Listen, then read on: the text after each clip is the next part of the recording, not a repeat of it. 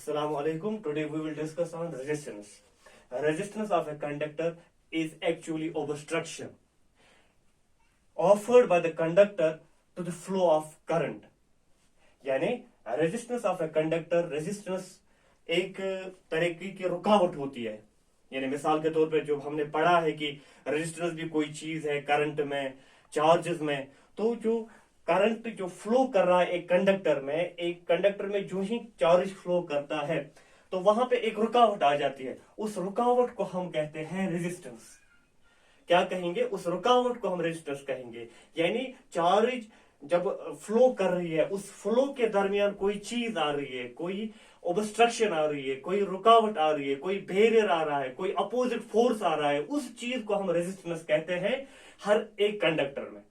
तो रेजिस्टेंस अलग अलग डिपेंड होती है कि कंडक्टर का मटेरियल किस तरीके का है, किस तरीके से बना हुआ है, जो कंडक्टर है किस मटेरियल का बना हुआ होता है, उस पर डिपेंड होती है रेजिस्टेंस। जो हमने इससे पहले वीडियो में देखा था कि रेजिस्टेंस डिपेंड्स ऑन लेंथ पे होता है, उसके नेचर पे होता है, टेम्परेचर पे डिपेंड होता है, एरिया ऑफ क्रॉस सेक्शन पे डिपेंड होता है। लेकिन यहाँ पे हम देखेंगे कि एक कंडक्टर में, फॉर एग्जाम्पल अगर हम ये कंडक्टर ले लेते हैं, I am taking the cylindrical conductor, तो इस कंडक्टर में क्या हो रहा है कि फ्लो चार्ज हो रहे हैं, ठीक है ना। चार्ज यानी पॉजिटिव से नेगेटिव की ओर बढ़ रहे हैं, लेकिन जो ही ये बढ़ना चाहते हैं तो वहां पे क्या हो जाता है, कोलिजन होता है, टकराव होता है। It collides with other charges.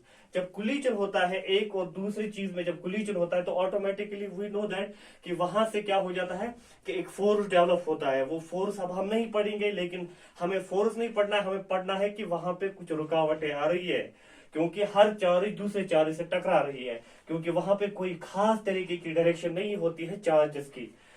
तो यही हम देख रहे हैं कि मैंने एग्जाम्पल मैं समझाऊंगा कि रेजिस्टेंस क्या होती है। कि हम एक एग्जाम्पल ले लेते हैं फुटबॉल गेम की हम एग्जाम्पल ले लेते हैं।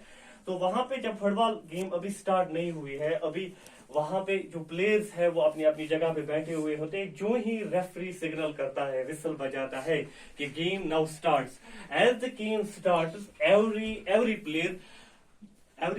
Player makes its position secure, goes to take the ball and उस टाइम क्या हो जाता है, उस टाइम ये चीजें हो जाती है कि प्लेयर एक दूसरे के यानी टक्कर में आ जाता है, कोलिजन होता है, एनर्जी डेवलप हो जाती है। यानी वहां पे जो हम कहेंगे कि ग्राउंड में अब क्या हो रहा है कि हर एक बंदा दूसरे बंदे के साथ या तो पुशअप्स यानी पुश लगा रहे हैं, तो उसी वजह से वहां पे रेजिस्टेंस डेवलप होती है।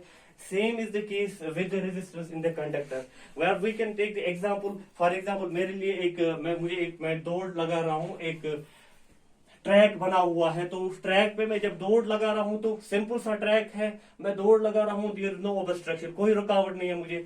लेकिन अगर वैसी ट्रैक में हम कोई स्पीड ब्रेकर्स लगाएंगे या कुछ ऐसी चीजें लगाएंगे जो यानी जिनको पार करने में मुझे क्या दुश्वारी आएगी, प्रॉब्लम आ जाएंगे, तो उस वक्त मेरे लिए रुकावट बनेगी। इसी तरीके से चार्ज को रुकावटें आ रही है चलने में, यानी रन करने में, फ्लो में, उसी चीज को हम रेजिस्टेंस कहते हैं, ठीक है। तो रेजिस्टेंस सिंपली होता है ऑब्स्ट्रक्शन, रुकावट, यानी इलेक्ट्रिक करंट चार्जेस मतलब जाना चाहती है, फ्लो करना चाहती है, लेकिन हर कंडक्टर में उनको क्या होता है, ऑब्स्ट्रक्शन होती है, रुकावट होती है, ठीक है। तो ऐसा unit of resistance is ohm, ठीक है। तो ऐसा यूनिट ऑफ रेजिस्टेंस जो है, उस रेजिस्टेंस का जो ऐसा यूनिट है, स्टैंडर्ड यूनिट का जो है वो ओहम है। तो ओहम हम इस वाले सिंबल से डिनोट कर लेते हैं, ठीक है ना। इस वाले सिंबल से हम ओहम को डिनोट कर लेते हैं। ओहम जो है इसके बारे में हमने पढ़ा था ओहम्स लॉ के में, कि जॉर्ज साइमन ओम वगैरह जो हमने पहले टॉपिक में पढ़ा था। तो हम देख लेते हैं कि ओहम क्या होता है। और एक ओहम किसके बराबर होता है? 1 ओहम जो होता है, 1 ओहम इज द, जब हम कोई अप्लाइड पोटेंशियल, यानी अगर हम अप्लाई पोटेंशियल करेंगे 1 वोल्ट, तो अगर हम across its ends 1 potential difference जो है वो 1 वोल्ट अप्लाई करेंगे अक्रॉस इट्स एंड्स, और वहां से क्या हो जाएगा, यानी वहां से जो 1 एम्पियर फ्लो हो जाएगा charges, there will flow 1 ampere of charges, और that kind of thing is we call 1 ohm. Resistance of a conductor जो होती है ऑब्टेन, रेजिस्टेंस अगर हमें ऑब्टेन करनी है, निकालनी है, तो इसके लिए सिंपल हमें स्लोप जो होता है, पोटेंशियल डिफरेंस और करंट के बीच में जो स्लोप होता है, उसी से हम रेजिस्टेंस निकाल सकते हैं, ठीक है। तो रेजिस्टेंस हम किस तरीके से निकाल सकते हैं? रेजिस्टेंस हम slope of potential difference V and current के दरमियान निकाल सकते हैं। रेजिस्टेंस किसकी? कंडक्टर की रेजिस्टेंस हम निकाल सकते हैं। तो इससे पहले कि हम रेजिस्टेंस देख लेते हैं, रेजिस्टेंस जो है ये बहुत ज्यादा इंपॉर्टेंट टॉपिक है इलेक्ट्रिसिटी का, क्योंकि इलेक्ट्रिसिटी हर एक चीज में रुकावट जरूरी होती है, ठीक है ना, हर एक चीज में, लेकिन डिपेंड्स होती है, नेचर पे डिपेंड है, लेंथ पे डिपेंड है, एरिया ऑफ क्रॉस सेक्शन पे डिपेंड है।